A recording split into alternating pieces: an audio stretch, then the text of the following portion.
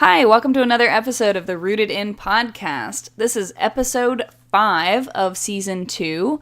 And if you've been listening along with season 2, or if you're just coming in for the first time, quick recap, we've been covering various different ways to achieve deep learning. So you take a listen to the previous 4 episodes, and we'll cover kind of a variety of topics within that. And today is a new topic still under that same deep learning umbrella. I'm chiming in here. I'm Rita Savasco, and we are basing a lot of our conversation on research.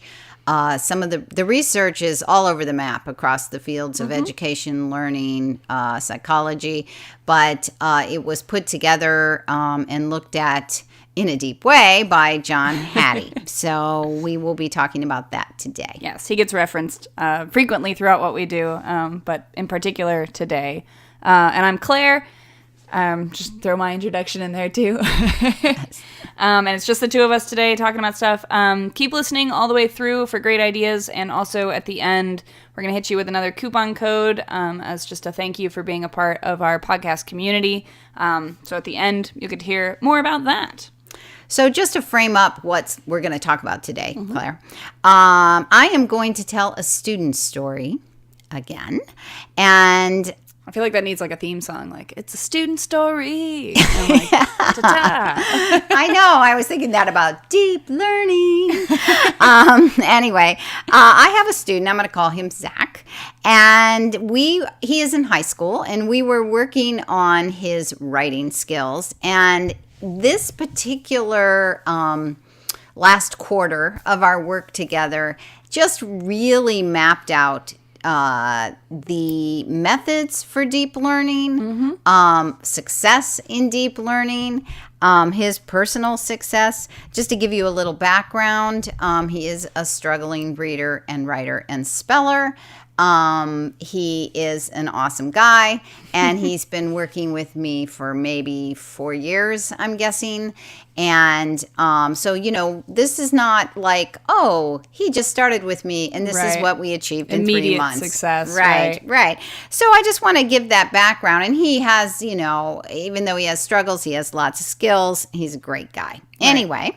And to give it kind of continuing that framework, you are going to be talking, or we're going to be talking about the different ways that deep learning is involved here, but we are specifically under the umbrella of writing. Yes, thank you. We will be touching on kind of a lot of different pieces that go with that, but that's kind of the broad topic. Right. I mean, just to clarify, whenever I work with reading, I am always working with writing. I don't believe in ever separating those things. Right. And if you've been around Rooted in Language for a while, you know that we always believe in working and strengthening skills, but also using those skills in what I call a consolidated way. And the way you consolidate skills for reading and writing, you guessed it, is by reading, and writing. Yes. So it's one of those really self-explanatory things that's way harder than it sounds. Yes, it can be hard to fit in, for one thing, as you all know. So one thing about writing that's really coming out in the research is we're not doing enough of it. Kids should be writing a lot. I just was reading a piece of information today by a researcher named Stephen Graham, and he said kids need to be writing about an hour a day. Really? Yes, an hour a day. Wow. So think about that. So if you have a struggling writer, if you have a child who loves writing, you, Claire? I mean, you were writing. That's true. I was probably doing that. Oh, for good stints. Outside of schoolwork. Oh, yeah. You're writing. Yeah. So, but when you have a struggling writer, they are not writing an hour a day. So, so we have to really keep working on these writing skills, and we have to get writing. Yeah, one of the big questions with that, I feel like, okay, that's a really ambitious number, right? An hour a day, and could be very intimidating, especially if you're thinking about like, well, I'm not sure under kind of what realm, like what are we going to be writing about, right? Sometimes it's like, okay, it's clear that we're going to be writing a paper on this thing, but that's not going to take him an hour every day for the next 2 months or whatever it might be. Right. So some of what we're going to be talking about today will kind of cover some different ways you can get more writing in what you're doing. Yes, sorry to interrupt you there. You're right. That is part of what we're going to be talking about today. And just to clarify, too, there are kids who struggle with writing because they struggle with handwriting. Right. We have a handwriting class where we share some of the research and methods we use with kids who struggle with handwriting.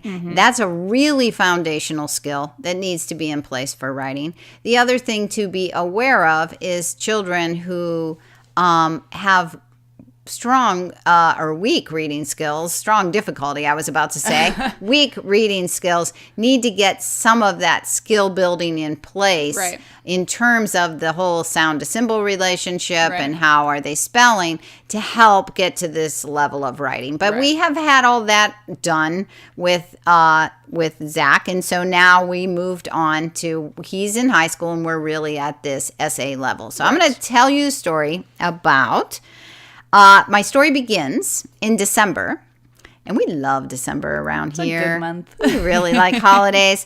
And the thing about holidays is they're very personal, right? Super personal. And we like personal writing. So, Claire, we have to give a warning. Oh, right. That's true. Yes. We have a parent alert here. If you have young children listening to this podcast, you may want to pause and come back later. Don't forget us. Come back. But we're going to be talking about kind of a sensitive subject. Would you say it's kind of an adult subject? It's a little adult. Yeah, I think so. Okay. Here, should we give him a minute? I would tell him. Don't hold him in suspense too long. Okay. Well, here's the subject. I like to have kids write about something that kind of provokes some feeling. And one of my favorite topics is to talk about when they found out there was no Santa Claus. Okay, parents, now you know. Wait, there's no Santa Claus? Is that? Are you? I gotta go. See, this is why we gave the warning. Sorry, Claire. We'll talk later. All right. Okay, now you have something to write about. It's disappointing. Yes. Okay, so that was the writing prompt is we're going to write about, I had actually a couple holiday topics. He loves holidays. Zach is always, he's just a guy who likes a good time, and he has a big family and he loves his family. So writing about holidays is fine for him. So he picked, let's write about when I found out there was no Santa. And one of the reasons I like this is because it gave us an opportunity to talk a little bit about what is a universal idea. So one of the ways we interest readers in what we have to say, even when we're telling personal stories, is if we can relate our stories to something other people understand, many people understand. We call that a universal idea. And most people who had a childhood that revolved around Santa also have a story about finding out there is no Santa. Right. And so it's a story of disillusionment. Utter disappointment. Utter disappointment. It's hard. What's cool, though, about that, aside from the fact that it's disappointing and disillusioning. Yes. Which is always fun. Yeah, right. Always a great thing to have. But what is cool about that is this universal idea and this concept that when we're writing about a personal story, we are personally connected to what we're doing. And especially for, well, this is true of any writer, but particularly struggling writers, it can be really hard to feel connected to what you're writing about. If it's like, okay, we're going to just do an analysis of something or write about this random topic, there's not a lot of passion that can be kind of dredged up for that. So if you start from a place of you came in with an idea, you came in with a story already in your head about this concept, the kind of want to write, the need to write about it is a little bit more present. And this is what we refer to as the will. Kind of referencing back to a podcast that Rita did with Julie Bogart in season 1. It's the 5th episode. Oh, this is the 5th episode of season 2. That was the 5th episode of season 1. Weird. Very parallel. I know. Called Rooted in Learning, if you want to take a listen to that again. But they talk about the skill, will, and thrill of learning. And for more on that, I would take a listen to that. But this is kind of referencing this will of learning. So it's like the want, the drive, the desire to actually write something. So that personal connection can really stir that up. So we talk the skill, the will, and the thrill. And I started with some basic skills that writers need to have. And then I talked about will. But we don't want to be confused. This isn't something that only follows one pattern. Correct, we right. actually vacillate a lot between the skill, the will, the thrill. We actually want that mixed up and going Right. back and forth all the time. So the next thing, December was this writing about there is no Santa Claus. And then, Claire is just weeping over know, here. it's It is just awful. I feel so bad. Anyway, so then come January, Zach arrives at my door and he says, throws down, his computer and pen and everything and says, I got to take the ACT. Not so thrilling. Maybe so, not. you know what? We have ACT writing to do. So now we went back to some training, right? And I did a straight how-to. Here is the format. This is what everybody's looking for. This is what your first paragraph needs to do. These are what the next two need to do. Here's what the last one is. Write 5 if you can. Write 4 if, the fifth one isn't going to be a good one. Right. Let's go for quality. And we needed to have some conversations about how do you write a compare and contrast, because that's part of it now. How do you present an argument? That's part of it now. How do you include some references or citations back to the original text they give you to read? It's pretty, a heavy charge right now for it's a lot of ACT stuff. writing. So we worked on all of that. Right, which is, as you said, this is skill building at its kind of finest. And the writing that can come out of this is not necessarily the most fabulous thing you've ever written. And it probably won't be. But it is a necessity for moving to fabulous writing. I feel like what can end up happening sometimes is people expect from these kinds of essays that you've come to some sort of grand conclusion or express something in this beautiful, amazing way, and that's what gets you really high scores on something or into college or whatever it might be. But you can't make grand, sweeping, knock you off your chair kind of conclusions or that style of writing if you don't have a foundation of understanding with just the basic writing skills already put in place. So it's kind of like Rita said, we're vacillating back and forth a little bit. We actually started with the will and a little bit of more thrilling kind of writing, something that's fun and that you would enjoy writing about. And now we're backing it up to covering some of these skill pieces so that, in theory, we can start layering again in the future. So starting with the skill building, well, rather, you shouldn't necessarily start with skill building. Sometimes we do, sometimes we don't, but it's kind of a back and forth that happens. Right.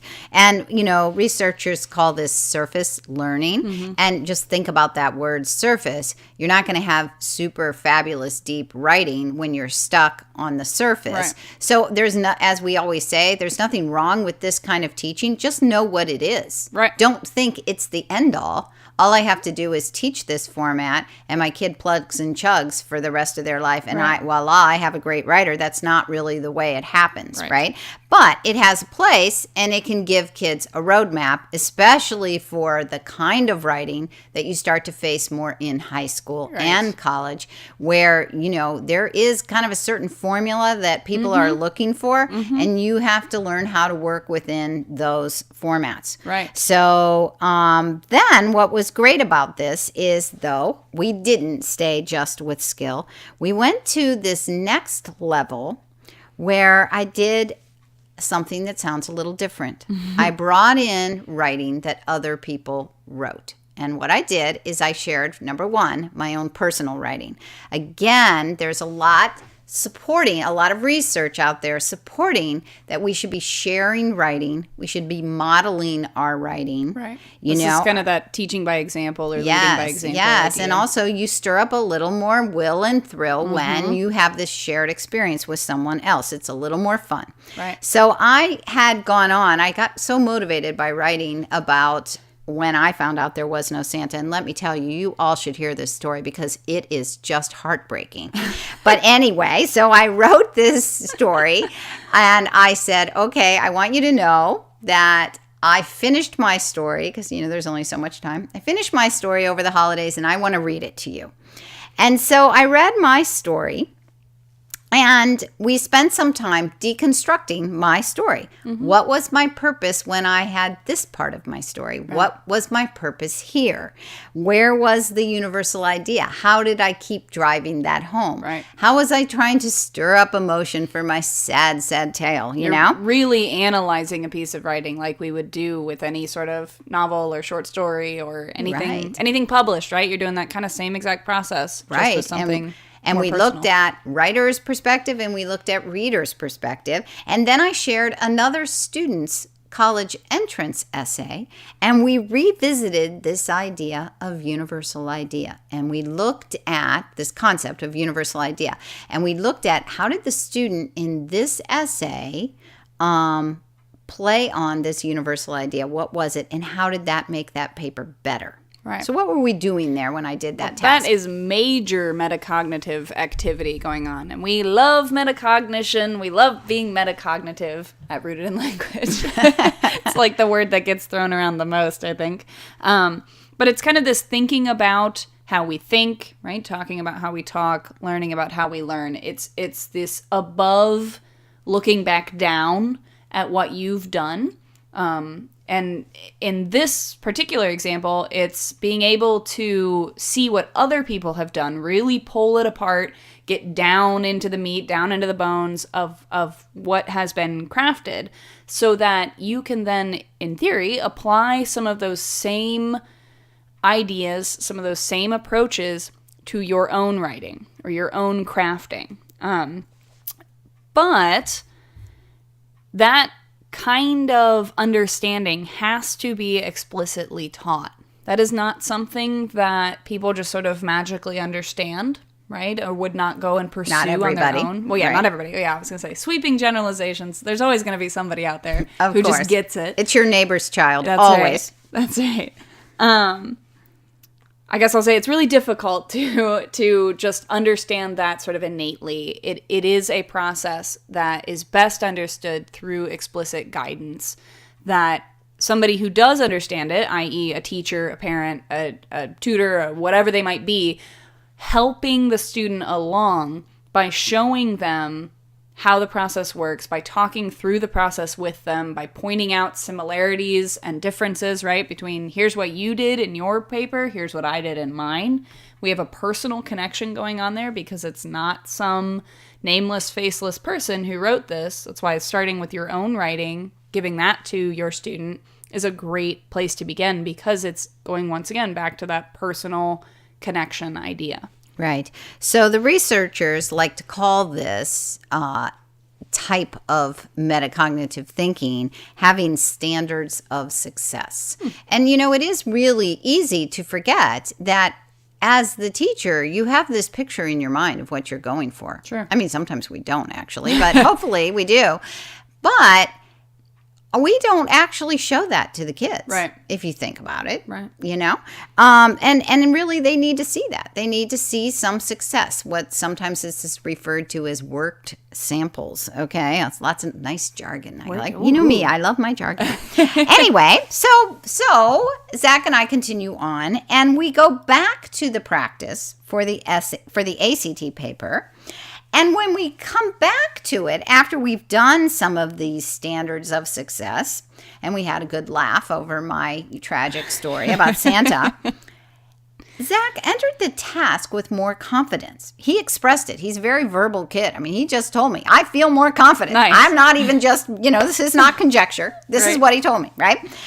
And he arrived, threw down his stuff and said, I got this. I've been thinking about it. So he already had some planning going on. It wasn't written down yet, but he already had some planning he'd had in his head about how to approach his ACT practice. And that was an important stage.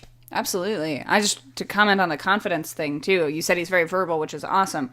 But I do think in writing, it's very hard to fake confidence in your writing. That's one of the places where you can fake confidence in other places and you know, kind of convince yourself that you feel better about what you're doing. But writing is one of those kind of, you're laid bare. All of your skills are spread out on the table, out in the open. And if you don't feel confident about it, it becomes very clear very quickly to yourself, to anybody involved in that process. And who wants to do things yeah. we don't feel good about? And then it just becomes an even more of an arduous process because of that, right? Right.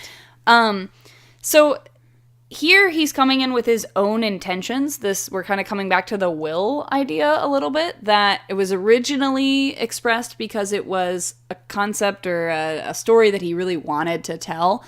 And now we're moving into maybe a story that we don't know if he wants to tell it or not. Who knows? It's ACT right? writing. Yeah. How many kids are excited about that? Right. Like, not sure here.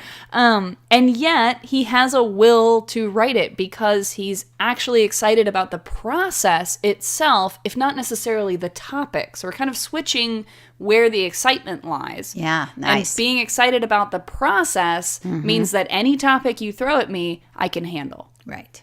And researchers like to say this metacognitive skill is that not only does he have intentions, but he knows how he's going to implement his goal, right? He has, that little bit, that's what confidence is, right? I think I can do this. Yeah. And then you go and do it, right? And that's kind of the only way to practice confidence is to continuously do things like that, right? It becomes very student driven and is verging on this idea of independence. Yes, right, which is what we're all hoping for, right? So then the next thing I know, he comes in and he has a random paper due for school, okay? He has an expository essay. And we say, okay, what are we going to do first? And now he says, the introduction, let's start there, And so we kind of have this plan.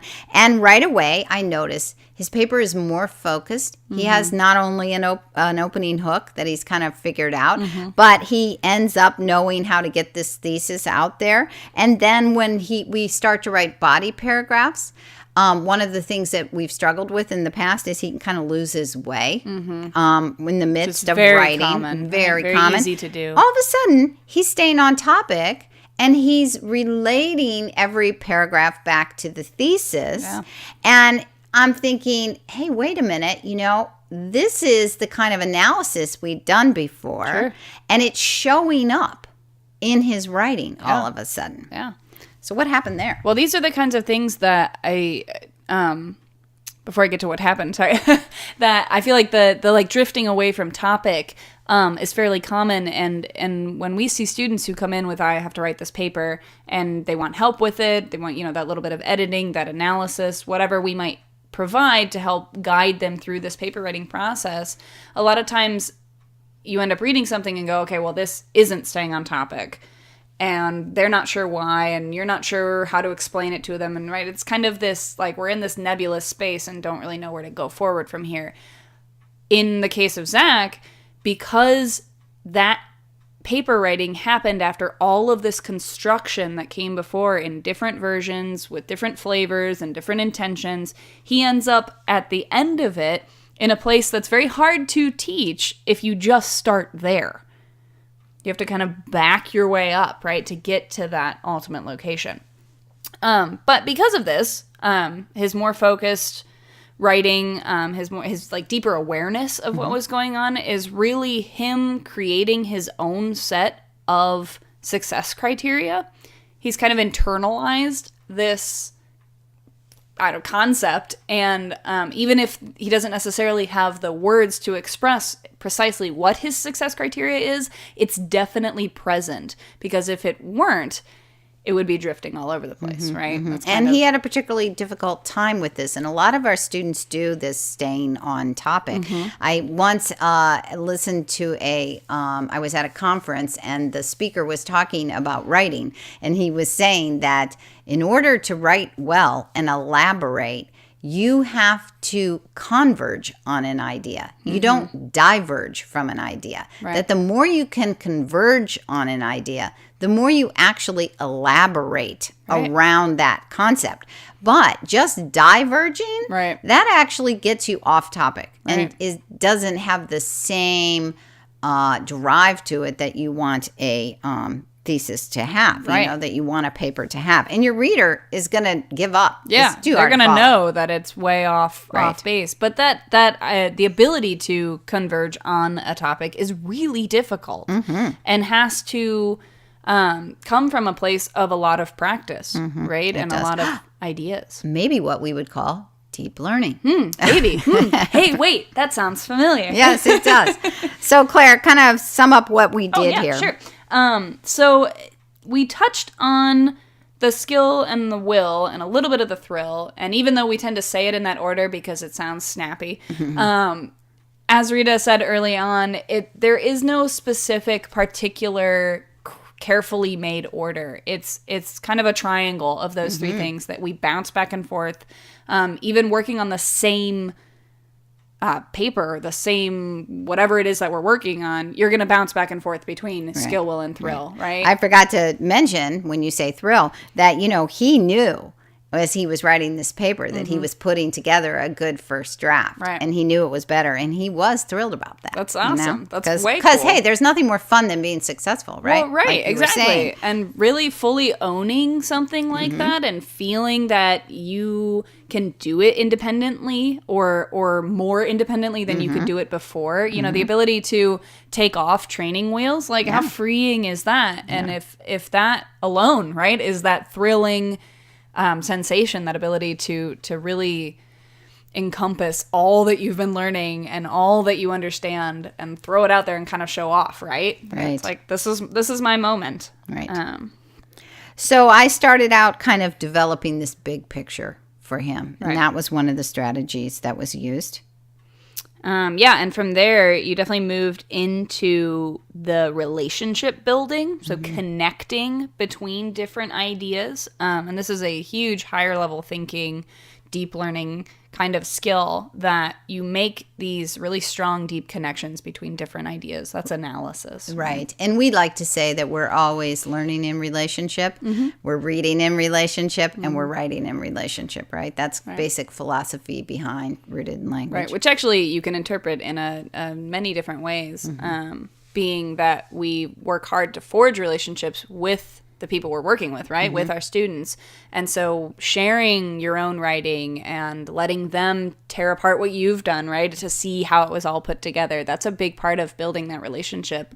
But it's also, we're learning in relationship to these greater ideas, right? Yeah, to universal right. concepts Yes, that we're nice. connecting constantly to kind of the human experience, right? Right.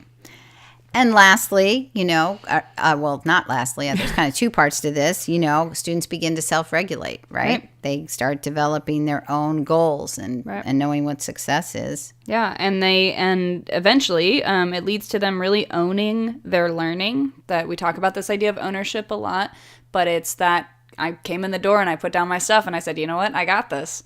Right? It's a cool thing. It's a very cool thing. So we'll end on this success criteria. Here was my success criteria story is one day, a few weeks after that paper, I open up my phone and I see I have a text message. And it's from my student, Zach. Hey. And the text message is a screenshot of his grades from his computer, where he was looking at his grades that he got For in the his paper that you English guys had class. written, right? And it says expository essay, chosen topic using MLA format. And his grade was a 95%. And he wrote in his text message, I gotta say, this is a personal best. Just I love it. love that I know. story. If that doesn't fill you up, I don't know what does. Yes. That's that was- awesome. So I guess cool. it was kind of a personal best for both of us That's right. because That's right. you know, it's a lot of hard work, a lot over time, Mm-hmm. and you know, he had the thrill. That was a win. Absolutely. Absolutely. And what's cool about that, like I was saying earlier, is now he can take this will and thrill and skill of the process and apply it continuously, right? Through, I mean, this is lifelong depth of understanding. Yes. And his tolerance for more skill building, you know, as we go back and forth between this, you know, it has improved. His will is there, right? Right. And he can see now, hey, this isn't just this drudgery, you know. We had some wins, and that's why we need to, when kids are really at the struggling level, we have to have those wins and let them see those wins and get that feeling of thrill as much as you possibly can, as fast as you can. Right. Because it really helps everything else come along. Yeah. So one of the big reminders, I guess, to people is that this whole story of Rita and Zach is not something that happened in 2 weeks. Right? This is not something that was he came in the morning with this difficulty and left in the afternoon with an A on a paper. Because we're talking about forging understanding in a really deep and complicated way, it's a lengthy and deep and complicated process, right? Yes. So as writing is. Yeah, and as it should be, right? I mean, if you thinking about how successful you feel at the end of something like that, if you put in your 20 minutes of effort and now you're hugely successful versus you've put in this constant practice and this work and this, you know, real heartfelt effort and coming out at the other end of that and how much more you understand because of that. Right. It feels good. It feels good. That's right. Right. So if you had any last thoughts on that? No, just, you know, appreciate this, you know, appreciate that things take time, that we engage with kids in relationship, that we really want, our goal should always be deep learning, and it doesn't mean that we don't do any surface learning. We do. Right. We need some of that to move to this deeper level, to gain what I call automaticity. I'm not the only one who calls it this, but what you didn't make up that word. You hear me refer to as the automaticity of skills. Of course, we need that. Right. But we don't want to be stuck there. And we can't skip that skill either. So we just really need to work through this. But man, get meta, right? And show kids what success should look like. Absolutely. And show them their own. Yeah. Right? Tease out their own. And share yourself in the process. I think those are all good ways. What are you thinking? Right? What's your meta stuff going on? Absolutely. And speaking of sharing, you know, honestly, we love stories like this. And if you guys have stories that you want to share, if you feel like you want to throw something out there, you know, it doesn't have to be a big, long personal thing if you don't want it to be, just any kind of these moments. Other people love to hear them. We love to hear them. We know you can get kind of bogged down in the middle of it. And we certainly do as well. So it can be kind of uplifting to hear that. And we would love to hear anything from you guys. So feel free to reach out with anything like that. We're all about teaching strategies, you know, not just the materials you use, right? We're about the strategies, and that's what we try to share in this podcast. So be sure to listen in. Yeah, absolutely. So thanks so much. You guys can find more fun stuff from us at rootedinlanguage.com. We're also all over the social media world with Pinterest, and you can follow us on Facebook, you can follow us on Instagram, subscribe to our YouTube channel. We would love the love. And thank you for listening through our whole story here, well, Rita's whole story here. And you can use the coupon code SUCCESS, SUCCESS, at checkout for 20% off in the store, especially if you're looking for that handwriting class that's coming up that Rita mentioned at the beginning. Yes, handwriting. And then we have supportive writing and editing class. It's also coming up. So big writing-related things. So you can use that code SUCCESS to get 20% off if you're interested in that. So thank you so much. You've been a lovely audience.